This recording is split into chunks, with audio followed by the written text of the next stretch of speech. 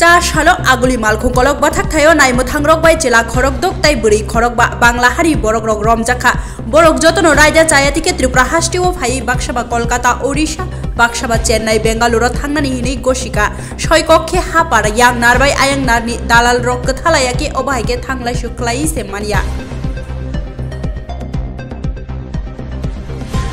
হ্যাঁ, আমরা গতকালকে 11 জন বাংলাদেশি নাগরিককে আমরা অ্যারেস্ট করেছি আমাদের আগরতলা রেল স্টেশন থেকে। তো তারা প্রত্যেকেই অবৈধভাবে ভারতে প্রবেশ করে এবং তারা জিজ্ঞেস করলে বিভিন্ন জায়গায় যেতে, কেউ উড়িষ্যা, কেউ কলকাতা, কেউ বেঙ্গালুরু, কেউ চেন্নাই এরকম বলেছে যেতে চেয়েছিল। তো গতকালকে আমাদের জিআরপি থানাতে এই নিয়ে একটা মামলা হয়েছে।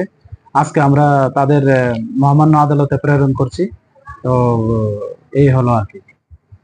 এই যে দুই পর পর বাংলাদেশ ধরা পড়ছে বা বিভিন্ন জিনিস আসছে যাচ্ছে, তার পেছনে কি কোনো গেরু কাজ করছে, আপনার কি মনে হয়?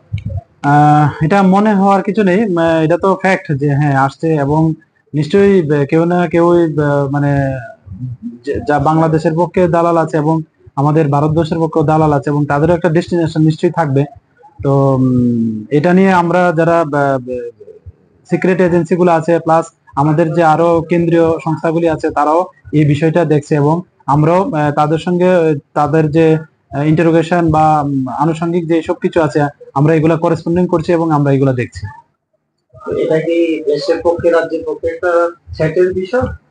থ্রেট এটা তো একদম বলা যায় না, তবে আমাদের প্রত্যেক এজেন্সি এটার জন্য মানে খুব মানে শক্তভাবে জিনিসটা দেখছে, এটা আমি যতটুকু জানি এবং পরবর্তীতে এটার যে আরো লিগ্যাল অ্যাকশন আছে আমরা নেব অবশ্যই।